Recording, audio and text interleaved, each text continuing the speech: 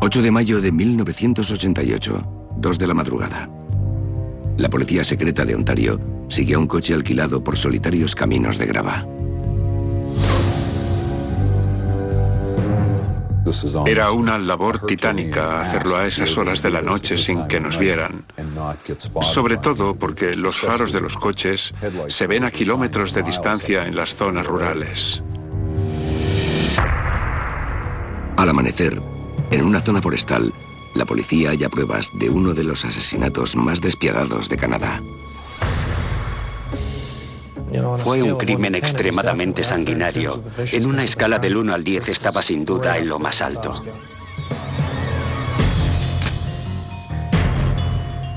Hay quienes siguen de cerca la crónica de la investigación, filmada, escrita y grabada. Ellos son los primeros testigos de la opinión pública. A través de su lente capturan los más oscuros capítulos del crimen.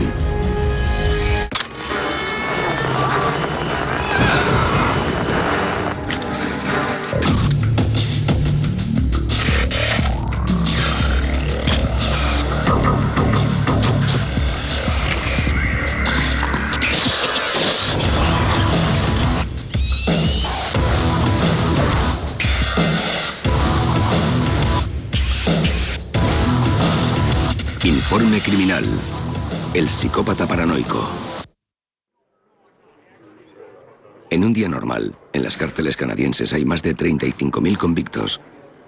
Cifra más que suficiente para poblar una ciudad pequeña. Algunos de ellos pasarán toda su vida entre rejas.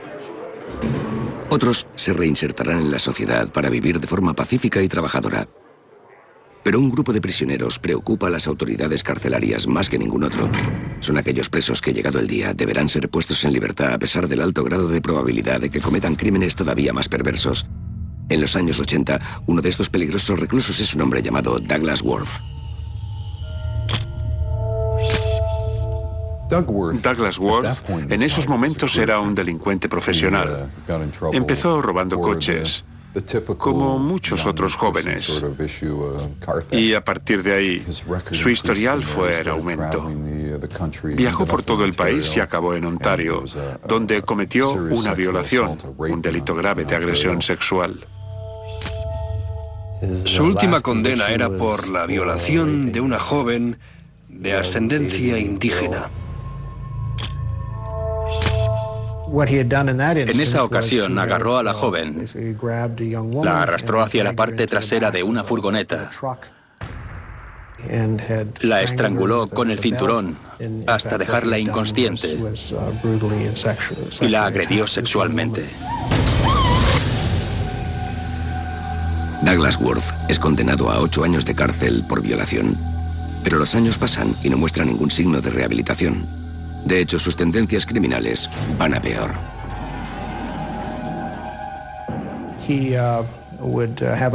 A veces le daban arrebatos y se ponía a lanzar orina y heces a los demás presos y a funcionarios de la prisión.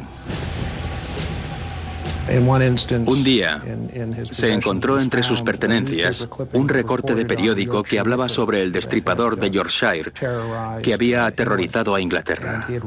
Douglas había apuntado en ese artículo que era su mayor fantasía hecha realidad. Declaró que sembraría el caos en la sociedad como venganza por los años que había pasado en la cárcel. Dijo que se presentaría en el patio de una escuela con un hacha y cortaría a los niños en pedazos, y que a su lado un sanguinario asesino en serie como Clifford Olson parecería un angelito inocente. Todos sus actos dejaban claro que era un error ponerlo en libertad.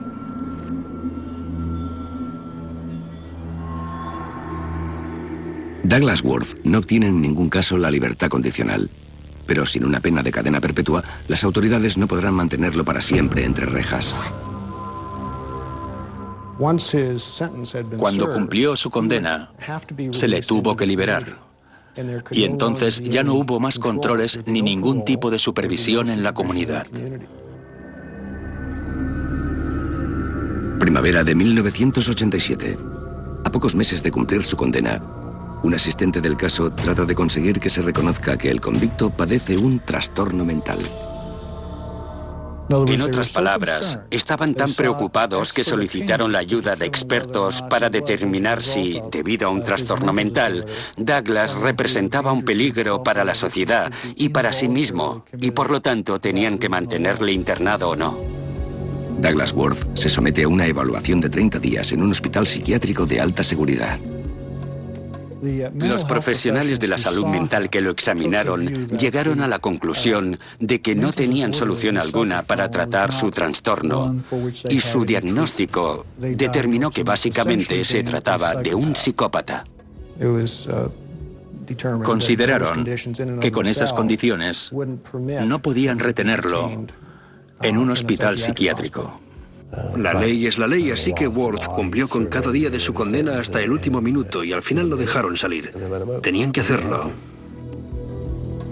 Junio de 1987. A pesar de la preocupación general, Douglas Worth es liberado. Las autoridades saben que su destino es Edmonton, Alberta, el escenario de su anterior delito.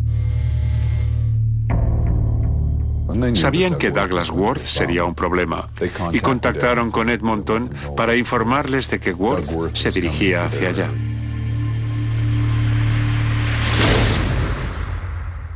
En Edmonton, Douglas Worth retoma el contacto con una mujer llamada Mary Kelly y su hijo Sean.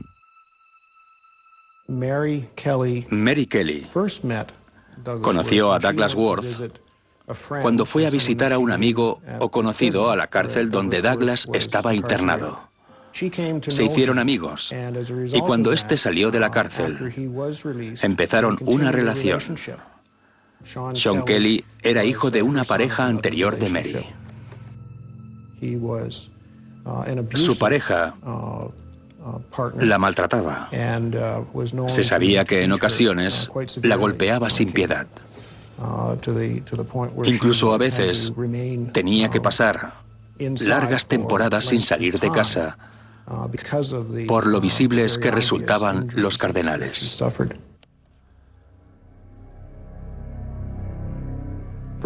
Durante un tiempo,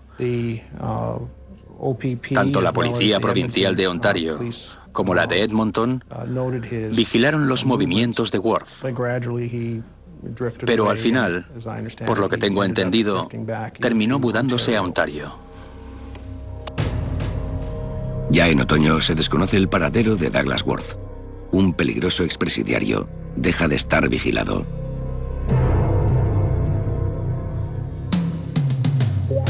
Noviembre de 1987. Brampton, Ontario, al oeste de Toronto. Aunque se considera una comunidad segura, se enfrenta a unos desafíos particulares en cuanto a la aplicación de las leyes. En Brampton había muchos internados y centros de menores, así como muchas casas de acogida por la zona del centro. Los jóvenes se alojaban ahí un día, una semana, un mes o lo que necesitasen. Eso creaba dificultades en el control por el continuo ir y venir de la gente. Es difícil dirigir una investigación cuando los internos van y vienen. Diciembre de 1987. Originaria de Saskatchewan, la joven mestiza Trina Campbell acaba de mudarse al centro de la ciudad. Trina Campbell era una chica joven.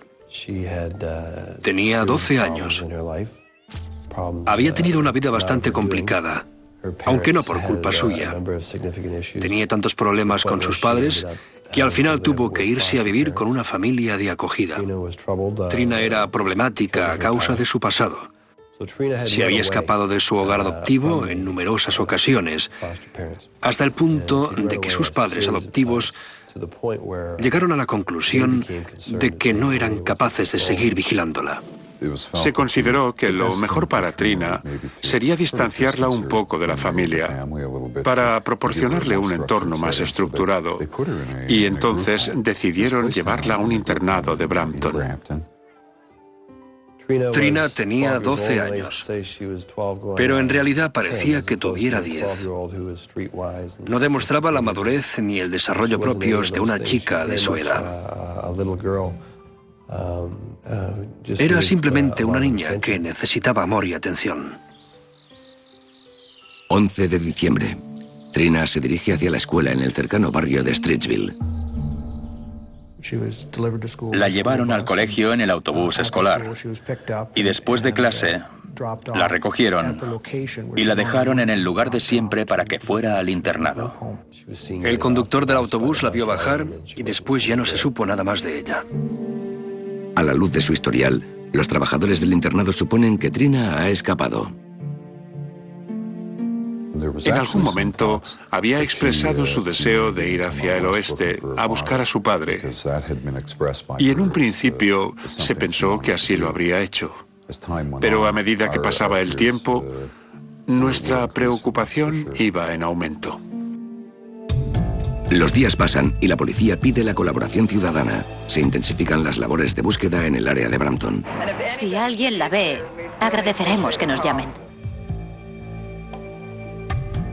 Fue una investigación intensiva. Llegamos a cubrir la ciudad y la zona de Streetville con unos 10.000 carteles.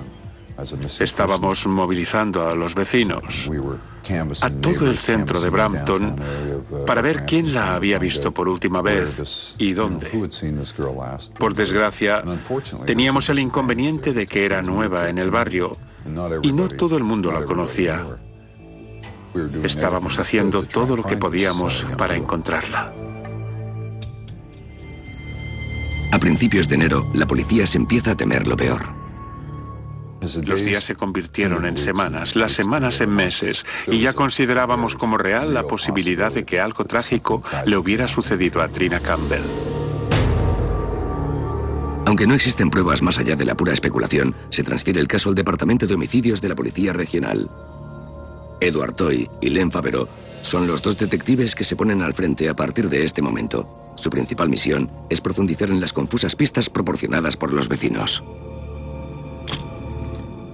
Nos llegó mucha información de personas que nos querían ayudar.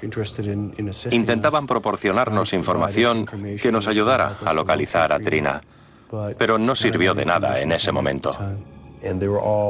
Todas eran personas que creían haber visto a alguien que se parecía a Trina Campbell. Nadie había hablado con ella. No logramos ubicarla más allá de la noche en que desapareció. Mientras los investigadores continúan con la búsqueda, desconocen el inquietante hecho de que en esos precisos momentos el expresidiario Douglas Worth se encuentra en la zona. Tras dejar a Mary y Sean Kelly en Edmonton, está viviendo solo en una pensión del centro de Brampton, no muy lejos del lugar donde se vio a Trina Campbell por última vez. No teníamos ni idea de que ese sádico perturbado se había instalado en nuestra zona. En las semanas siguientes a la desaparición de la joven, quienes viven cerca de Douglas Worth perciben en él un comportamiento extraño y una creciente paranoia. Para muchos parece una bomba de relojería.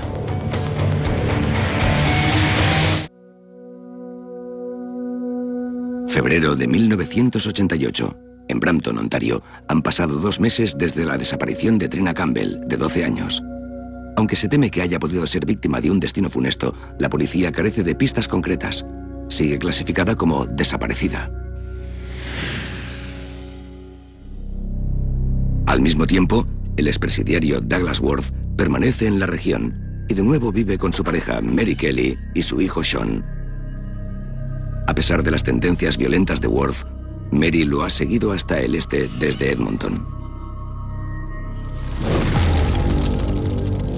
Marzo de 1988. Douglas Worth, violento por naturaleza, se vuelve cada vez más paranoico y teme que la policía pueda encontrar algún motivo para volver a confinarlo. En un momento dado, se confiesa y revela a Mary su participación en algún tipo de actividad ilegal. No le da muchos detalles y le pide ayuda para ocultar algunas de las pruebas incriminatorias que escondió meses atrás.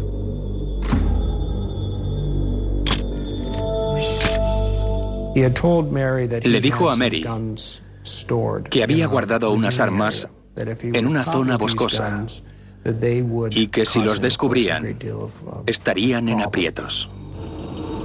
Tras alquilar un coche para la ocasión, Mary Kelly acompaña a Worth hasta un lugar cercano a Brampton. Salió del coche y se alejó con una bolsa de deporte. Se adentró en el bosque y más tarde Mary vio que llevaba algo en la bolsa. Cuando Worth se dispone a introducir la carga en el maletero, Mary se percata de una mancha oscura que aparece debajo de la bolsa. Worth le comenta que se trata del líquido de la transmisión que se filtra desde dentro. Creo que Mary le hizo algunas preguntas, pero a juzgar por el tipo de relación que tenían, creo que era más bien reticente a hacerle demasiadas preguntas. La pareja abandona Brampton y conducen en busca de un nuevo lugar donde esconder la bolsa. Se detienen junto a un bosque situado a 1 hora al norte de la ciudad. Worth desaparece con la carga, mientras Mary lo espera en el coche, y minutos después regresa con las manos vacías.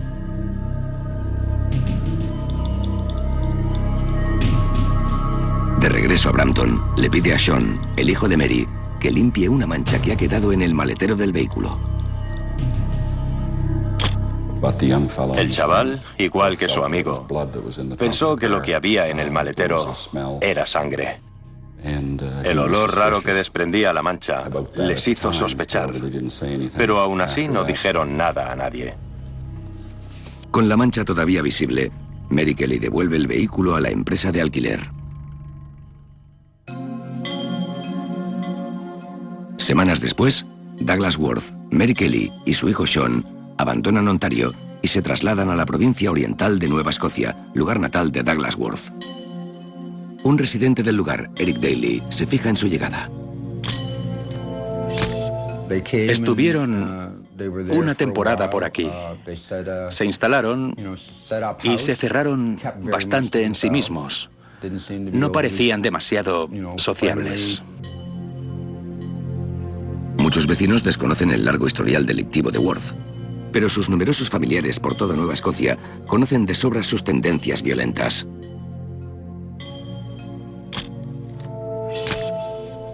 Los parientes no estaban contentos de que hubiera vuelto.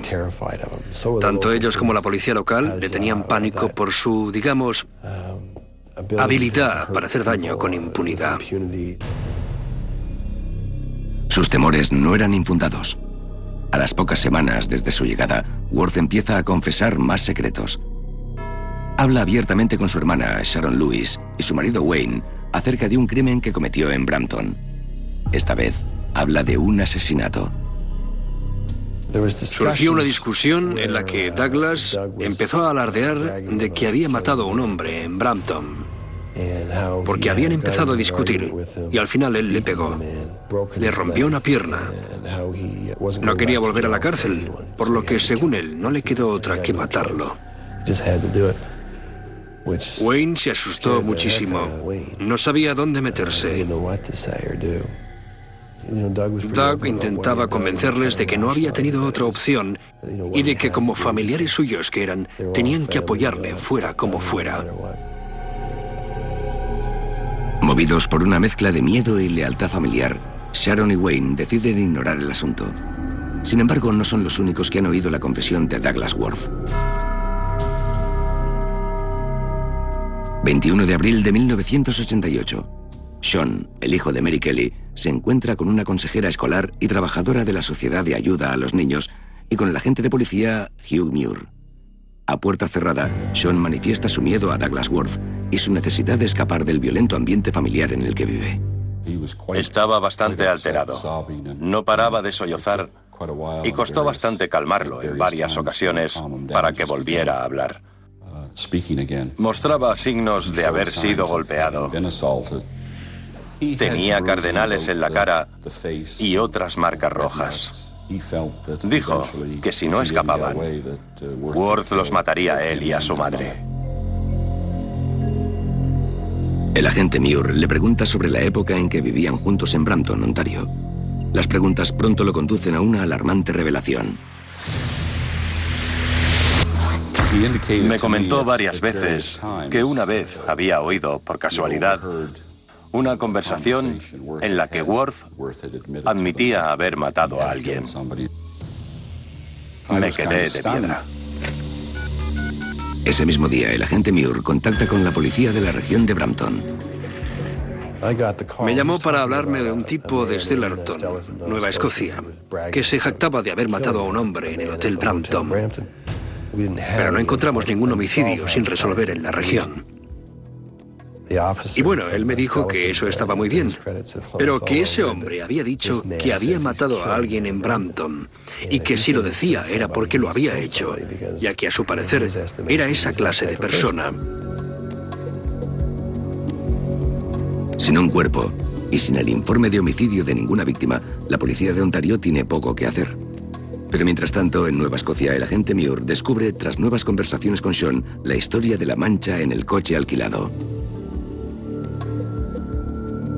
A la luz de esta nueva información, los agentes Toy y Favero enseguida se ponen manos a la obra en Brampton. Aunque no consta el nombre de Douglas Worth en el registro de ninguna empresa de alquiler de vehículos, encuentran el coche que alquiló Mary Kelly. El tipo que alquilaba el coche por aquel entonces nos consiguió las llaves y bajamos a ver el coche. Abrimos el maletero y encontramos una mancha oscura. La historia empezaba a cobrar sentido y empezamos a creer que tal vez no era solo un fanfarrón borracho de la costa este. Trasladan el vehículo hacia un laboratorio de Toronto. El experto forense Bill Toustiak fotografía la mancha antes de examinarla de cerca con más detalle. Arrancó algunas fibras del interior del maletero. Se las llevó al laboratorio y las examinó de inmediato. Dijo que no solo era sangre humana, sino que era sangre humana descompuesta, lo que significa que la persona a quien pertenecía ya estaba muerta cuando la perdió. Dijo que el tipo de sangre no era muy habitual, pero sí que era muy común entre los habitantes amerindios.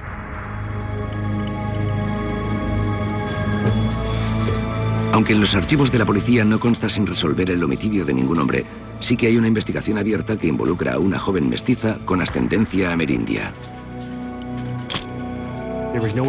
En ese momento no había nada que lo relacionara con la desaparición de Trina Campbell, pero su caso era el único que teníamos pendiente desde hacía tiempo. No nos cuadraba demasiado, pero aún así existía una remota posibilidad de que hubiera alguna conexión. A medida que los investigadores estudian el largo historial delictivo de Worth, su presentimiento se hace cada vez más fuerte. Muy pronto vimos que había acosado y violado a chicas adolescentes. El perfil de Trina era una víctima ideal para él. Se sentía atraído por las jóvenes de etnia indígena. Finales de abril de 1988, los agentes Favero y Toy se preparan para viajar a Nueva Escocia e investigar más de cerca al expresidiario Douglas Worth. Aunque todavía no han encontrado ningún cuerpo ni pruebas concretas que lo incriminen, confían en estar tras la pista de un asesino. Tanto mi compañero Ed Toy como yo estábamos convencidos de que Douglas Worth había matado a Trina Campbell.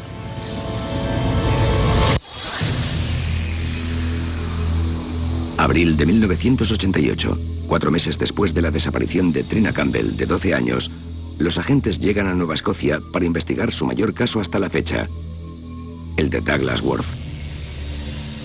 Aunque no hay pruebas que relacionen al exconvicto con la joven desaparecida, Worth ha confesado a su familia que recientemente ha cometido un asesinato en la ciudad de Brampton, Ontario.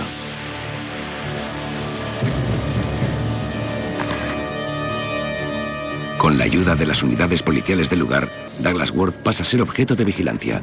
Algunos fotógrafos registran sus movimientos en el día a día en la pequeña comunidad de Pictou, Nueva Escocia. El perfil de Douglas Worth era el de un pedófilo. Era un acosador infantil. Sus presas preferidas eran chicos y chicas jóvenes. E incluso mientras lo teníamos bajo vigilancia, se le vio persiguiendo y acechando a jóvenes indígenas. Lo cual fue una razón de más para que la policía montada y la de Pictou nos ofrecieran su apoyo. A pesar del creciente presentimiento de que Douglas Worth está detrás de la desaparición de Trina Campbell, la policía aún no dispone de suficientes pruebas para actuar. Llegados a ese punto, teníamos un dilema como investigadores. Sabíamos que necesitábamos el cuerpo como fuera. Si aquello era lo que había ocurrido de verdad, necesitábamos encontrar el cuerpo. 6 de mayo de 1988. Tras casi 2 semanas de entrevistas y vigilancia en Nueva Escocia, los agentes llegan a un punto de inflexión en la investigación. Aunque en un principio Sharon y Wayne Lewis, hermana y cuñado de Douglas Worth, habían descartado hablar con la policía, de pronto cambian de opinión. Al final, los remordimientos de sus conciencias les obligaron a contarnos la historia. Tras interrogar a la pareja por separado, la policía confirma la confesión de asesinato original de Douglas Worth. Además, observan que en la mente del expresidiario están aconteciendo unos cambios intrigantes. Como si hubiera presentido que lo están observando, ha surgido en él la paranoia de que alguien encontrará el cuerpo de la persona a quien mató. Lo identificará y de algún modo lo relacionará con él. La solución que se plantea es de lo más macabra: cortarle la cabeza a la víctima y volver a esconderla. Nos comentaron que Douglas les había pedido ayuda para volver a Brampton y recuperar la cabeza de la víctima. Worth les dijo que si podía conseguir la cabeza de la víctima, nadie podría identificarla. Esta revelación proporciona a la policía la oportunidad que estaba buscando. Quizá la propia preocupación de Douglas Worth puede conducirles directamente hacia las mismas pruebas que trata de ocultar de forma tan desesperada. Encontrar el cuerpo era algo tan importante para nosotros que decidimos tramar un plan. Le proporcionamos a Douglas Worth algo de dinero y un coche alquilado, y tratamos de que sus parientes, los Lewis, le convencieran de lo importante que era que encontrara ese cuerpo, lo enterrara y se deshiciera de él. Para que el plan funcione, Sharon y Wayne Lewis deberán desempeñar un papel esencial. Sharon se mostraba muy reacia a cooperar. Pero al final decidimos arriesgarnos un poco y compartir con ella nuestra firme convicción de que Douglas Worth no habría matado a un hombre en Brampton, sino a Trina Campbell. Supongo que lo que le hizo cambiar de postura fue el hecho de que en algunas ocasiones le había pedido a Douglas que cuidara de sus hijas. Y una de ellas tenía 12 años, igual que Trina Campbell. Ahí se dio cuenta de que como madre tenía que hacerlo. Esa misma tarde, Sharon y Wayne Lewis se dirigen a Douglas Worth para ofrecerle $300 y un vehículo alquilado por la policía y contribuir de esta manera a acrecentar su paranoia. Le dicen que no solo están de acuerdo con su plan, sino que además creen que debería llevarlo a cabo cuanto antes. La táctica surte efecto.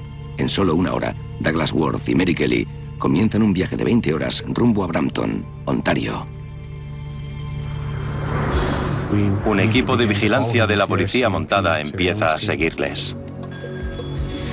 Mientras el coche alquilado cruza los estados de Nueva Escocia y Nuevo Brunswick, la policía de Ontario controla su avance y 2 nuevos vehículos de vigilancia se unen al plan.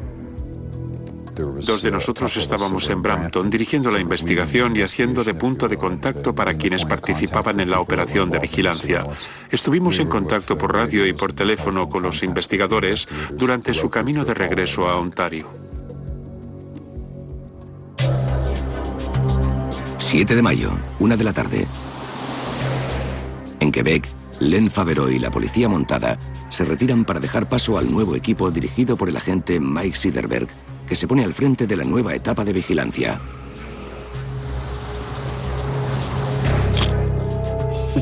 Mantuvimos siempre el vehículo controlado y lo estuvimos observando sin perderlo de vista ni un instante. Iban a la velocidad máxima permitida.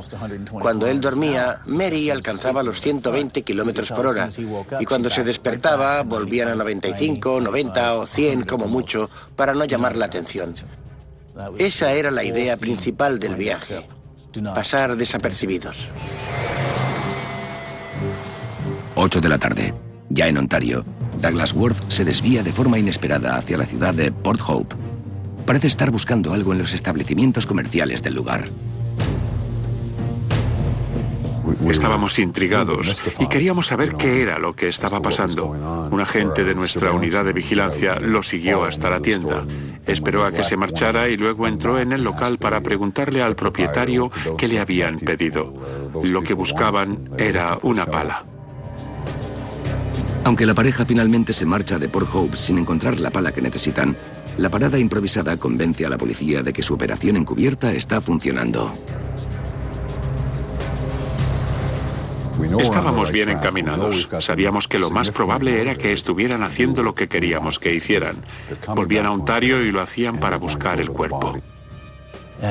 Era frío y calculador. Lo iba a hacer. Iba a deshacerse de todas las pruebas. Para eso había vuelto.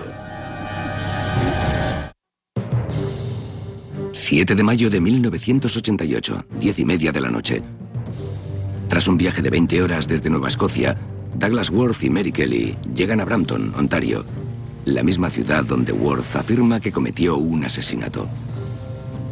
Con 3 vehículos de vigilancia siguiendo todos y cada uno de sus movimientos, la policía tiene la esperanza de que la preocupación de Worth por ocultar las pruebas le conduzca directamente hacia el cuerpo de la desaparecida Trina Campbell.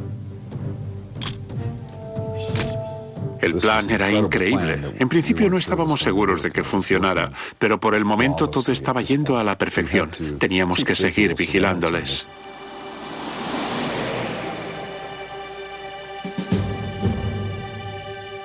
Aunque en la policía piensan que la pareja se detendrá por la noche, pronto se percatan de que su suposición es errónea. Tras tomar un trago en un bar, Douglas Worth regresa al coche para salir de la ciudad en dirección norte, por la misma carretera por la que hace un tiempo cargó con una bolsa que, según había dicho, estaba llena de armas. No podíamos creerlo, pero ya se iban para allá. Lo siguieron hacia el norte, hasta una zona rural donde ni siquiera había otros coches. Todavía no me puedo creer que nuestra unidad de vigilancia consiguiera seguirles sin que les vieran. Unas horas más tarde, Douglas Worth empieza a dar vueltas por el área cercana a la pequeña localidad de Terranova. Era de madrugada, estaba oscuro y se podía ver que a Douglas Worth le estaba costando horrores recordar el lugar exacto donde había enterrado el cuerpo.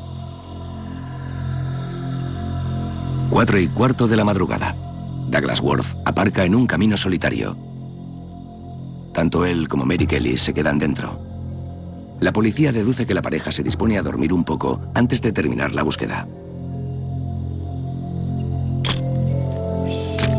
En ese momento, era muy difícil mantener la vigilancia sobre su vehículo sin que se dieran cuenta por el lugar donde habían aparcado.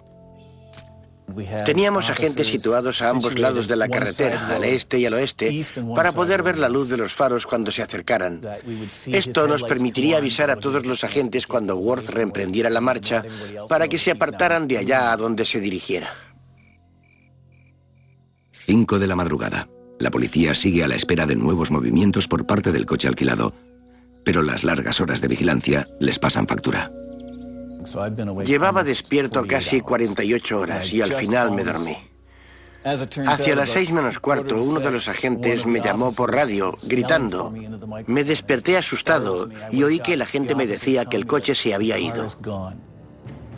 Al parecer se habían ido por otro lado. El amanecer se nos echaba encima. El día despuntaba y el vehículo de Douglas Worth ya no estaba donde tenía que estar. Después de 2 días de seguimiento por todo el país, el sospechoso de asesinato ha desaparecido misteriosamente sin dejar rastro. La policía teme que su operación haya fracasado. Nos preocupaba mucho el hecho de que quizá lo habíamos perdido para siempre. Cada minuto es crucial y tratan a toda costa de salvar la investigación, dispersándose en todas las direcciones por la extensa zona rural. Intenté recordar dónde había estado la noche anterior. Pensé que Terranova era quizá el pueblecito más lejano. 20 minutos después, en otra carretera, el agente Siderberg y su compañero localizan el coche alquilado. Está vacío. Intenté llamar a los agentes de vigilancia para decirles que lo habíamos encontrado en Terranova, pero mi emisora estaba fuera de frecuencia, por lo que tuve que marcharme y buscar la colina más alta de la zona y básicamente gritar por la radio que ya lo teníamos y que estaba en Terranova. Podía oír con interferencias las voces de otros agentes y al final oí que el jefe decía enterado, por lo que supe que habían recibido mi mensaje. Entonces empezaron a reunir a todas las unidades que se encontraban en la zona. Siderberg regresa al coche aparcado y divisa a la pareja saliendo del bosque. Douglas llevaba una bolsa de deporte en la mano. Nunca olvidaré ese lugar, ni el inmenso alivio que sentí cuando vi el coche aparcado y a Douglas Worth saliendo de entre los árboles con una bolsa de deporte. No parecía prestarnos ninguna atención. En ese momento supimos que probablemente había hecho lo que pretendíamos que hiciera: encontrar el cuerpo y recuperar el cráneo. Tras recoger su cargamento, Douglas Worth y Mary Kelly se dirigen hacia el sur. En lugar de detenerlos enseguida, la policía decide seguir el vehículo hasta Brampton. Quieren eliminar cualquier posibilidad de coartada.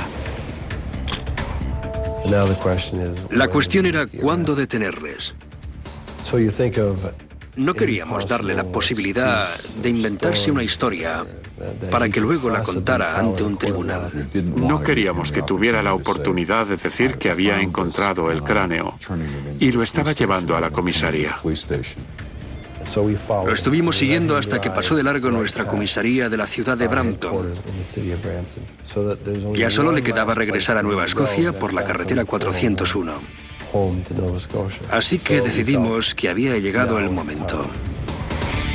Las unidades de policía se colocan en posición y se preparan para lo que definen como una operación de alto riesgo. Le teníamos casi rodeado con coches de vigilancia, pero él aún no lo sabía. Era el momento clave de la detención y ni siquiera sabíamos si tenía armas en el vehículo o si esperaba que fuéramos a por él. 8 de mayo de 1988. En Brampton, Ontario, 3 vehículos de policía camuflados han rodeado sigilosamente el coche que conduce el expresidiario Douglas Worth.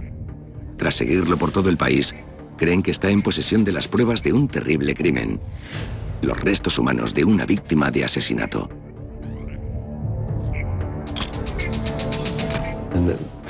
Los coches a los 3 lados empezaron a disminuir la velocidad. Al principio no se dio cuenta de lo que estaba pasando, pero luego vio que nos acercábamos poco a poco, cosa que le extrañó bastante.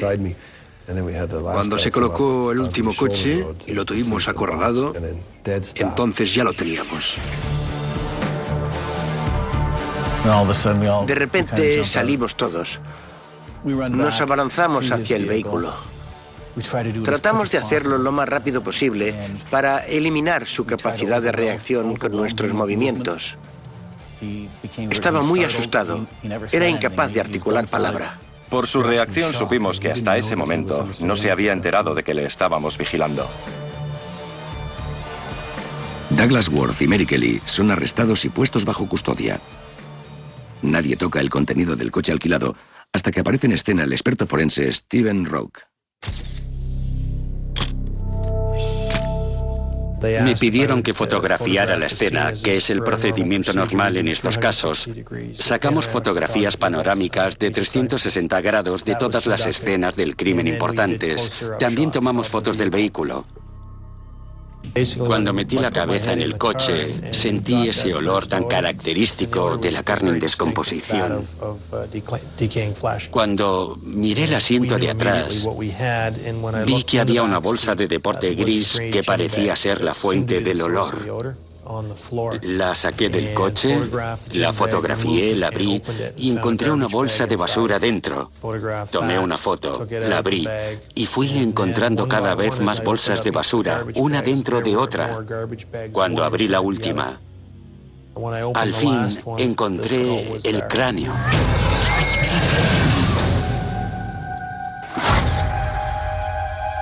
Tras examinar los rasgos faciales, los investigadores se dan cuenta de que su peor hipótesis se ha convertido en realidad. El cráneo pertenece a la misma joven que desapareció en las calles de Brampton 5 meses atrás.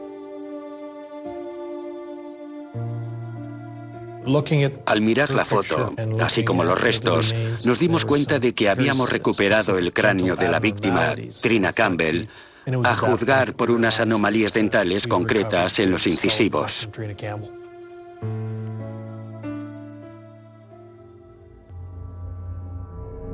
En la comisaría de policía de Brampton, Douglas Worth es acusado de asesinato. En su primera entrevista con la policía, el violento expresidiario no muestra arrepentimiento alguno. Nosotros hablábamos y él se limitaba a mirarnos. La cuestión ya no era si había matado a Trina Campbell o no. Lo que necesitábamos saber en ese momento era por qué lo había hecho.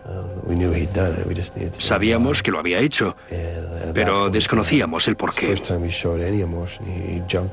La primera vez que mostró alguna emoción fue cuando se levantó de la silla, alzó los puños y se puso a gritar con todas sus fuerzas. Se mostraba muy desafiante. Era tremendamente arrogante. Su mirada era perversa. Rezumaba maldad por todos los lados. Ese mismo día, la policía regresa al bosque al norte de Brampton y recupera los demás restos de Trina Campbell. Aunque la descomposición hace difícil determinar la causa de la muerte, hay claros signos de que la joven fue brutalmente agredida antes de ser asesinada. Encontramos sus restos óseos y pudimos determinar que Worth le había roto una pierna antes de matarla. A juzgar por las manchas de sangre que presentaba el hueso. Torturó a la pobre niña y después la mató. La noticia del terrible crimen conmociona al país. Fue algo terrible, absolutamente terrible. No hay derecho a que alguien haya podido ni siquiera pensar en cometer tal atrocidad con el cuerpo de una persona. Realmente no puedo llegar a entenderlo. Mientras se preparan para el juicio, la policía encuentra un valioso testigo en la pareja de Douglas Worth, Mary Kelly. Aunque en un principio se la acusa de cómplice en el caso, finalmente se retiran los cargos contra ella. No cabe duda de que Kelly no deseaba encubrir el crimen cometido por Douglas Worth. Estaba destrozada como persona. Douglas Worth había abusado tanto de ella en el transcurso de su relación que ya solo era una marioneta bajo su control. El 22 de marzo de 1990, tras una de las deliberaciones más cortas de la historia legal de Canadá, el tribunal declara a Douglas Worth culpable de asesinato en segundo grado. Worth explota en un arrebato de furia. Douglas gritó: "No soy un animal". Es irónico, porque eso era precisamente lo que todos pensábamos. Ese mismo día, es condenado a cadena perpetua, sin posibilidad de libertad condicional hasta después de 23 años. La gente se sintió aliviada. Se alegraron de que ese monstruo ya no volviera a pisar la calle, porque eso es lo que era, un monstruo despiadado. La trágica pérdida de Trina Campbell propició cambios en la legislación canadiense. El hecho de que Douglas Worth fuera puesto en libertad tan solo 6 meses antes de que asesinara a Trina Campbell, a pesar de sus continuas amenazas hacia la sociedad, impulsó el debate sobre cómo hay que tratar con este tipo de criminales violentos.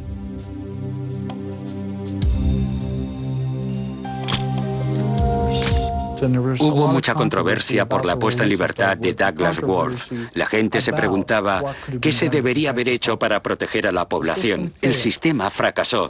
Nos merecemos una protección mejor. En 1997 se modificó el Código Penal y se proporcionó a las autoridades instrumentos mucho más efectivos para mantener a los delincuentes más peligrosos encerrados de por vida.